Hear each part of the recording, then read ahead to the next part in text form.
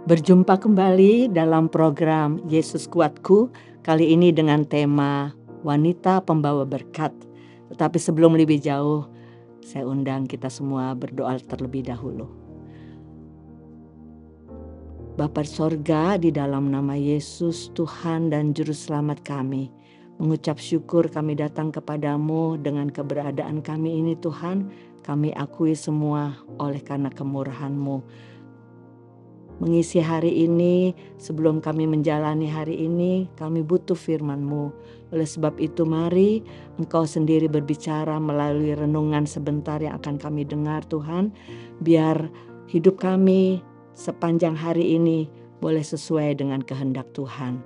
Tolonglah Roh Kudus, beri pengertian-Mu kepada kami semua, supaya kami dapat menjalankan apa yang Tuhan inginkan dalam hidup kami.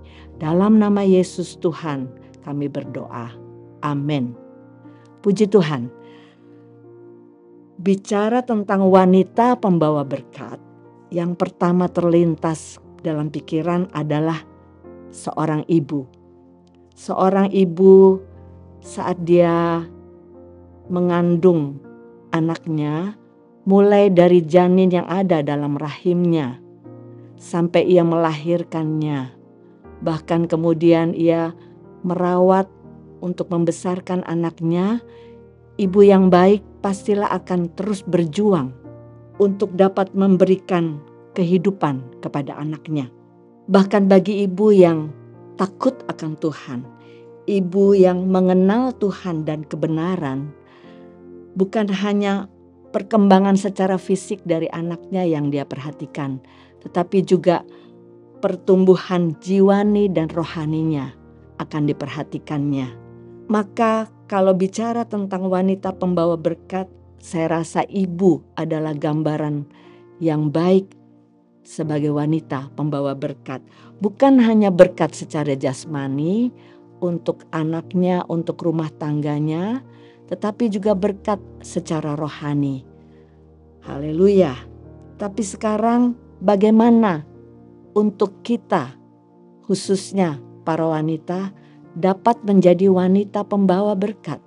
Kalau kita baca di dalam Alkitab, dalam kitab Amsal pasal 31, mulai ayat 10, di sana dikatakan atau dibicarakan tentang apa yang dilakukan oleh seorang istri yang bijak, seorang istri yang cakap, istri yang baik yang mengerti bagaimana mengurus keluarganya, bagaimana ia merawati, memelihara suami dan anak-anaknya.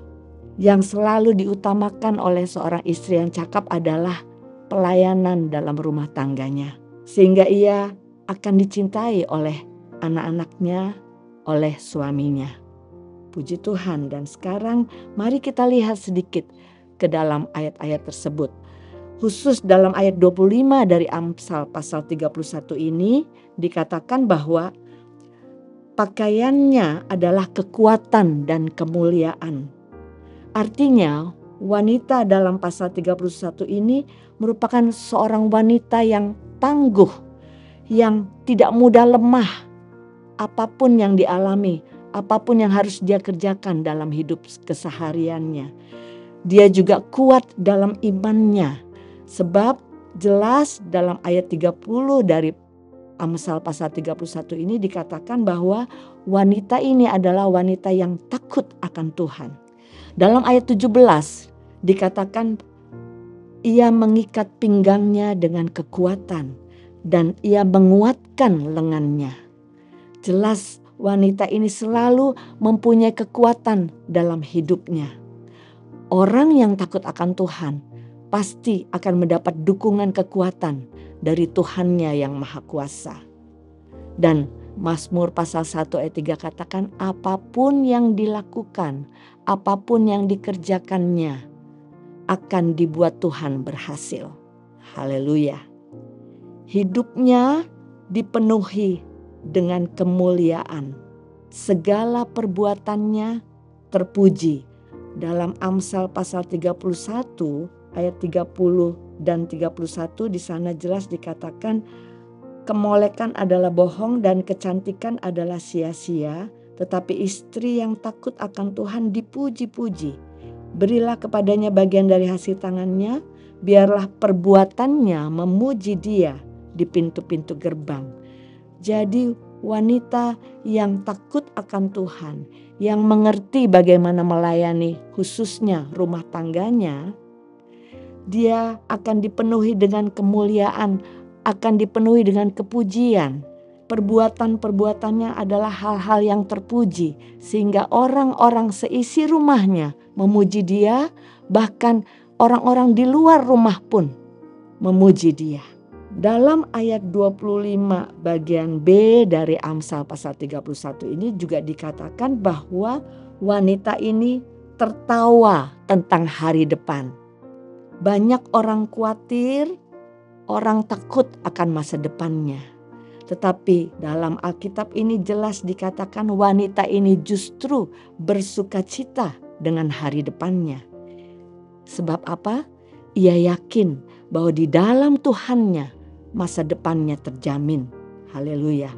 Kalau kita buka dalam kitab Yeremia pasal 29 ayat 11, di sana dikatakan, sebab aku ini mengetahui rancangan-rancangan apa yang ada padaku mengenai kamu. Demikianlah firman Tuhan, yaitu rancangan damai sejahtera dan bukan rancangan kecelakaan, untuk memberikan kepadamu hari depan yang penuh harapan.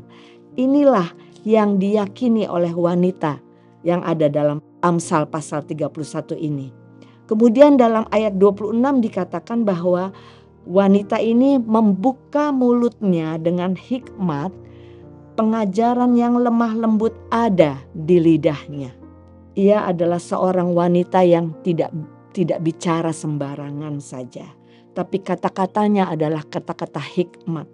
Dalam Amsal pasal 9 ayat 10, juga dalam pasal 15 ayat 33 mengatakan hal yang sama, bahwa takut akan Tuhan adalah permulaan hikmat. Tidak heran wanita dalam pasal 31 Amsal ini selalu berkata-kata dengan hikmat. Seperti juga dikatakan dalam Amsal pasal 10 ayat 31 bahwa mulut orang benar mengeluarkan hikmat. Dan perkataan hikmatnya mengandung pengajaran yang disampaikan dengan lemah lembut kepada keluarganya, kepada semua orang yang ditemuinya. Saya yakin hikmat dan pengajaran yang lemah lembut ini didapatnya dari firman Allah sebagai sumber kebenarannya. Haleluya. Dan inilah yang sangat memberkati rumah tangganya. Dia sangat dipuji oleh anak dan suaminya. Dalam ayat 28 dari Amsal pasal 31 jelas dikatakan anak-anaknya bangun dan menyebutnya berbahagia. Pula suaminya memuji dia. Contoh dari seorang wanita, seorang ibu yang sangat bijaksana. Karena apa? Karena dia adalah seorang yang takut akan Tuhan.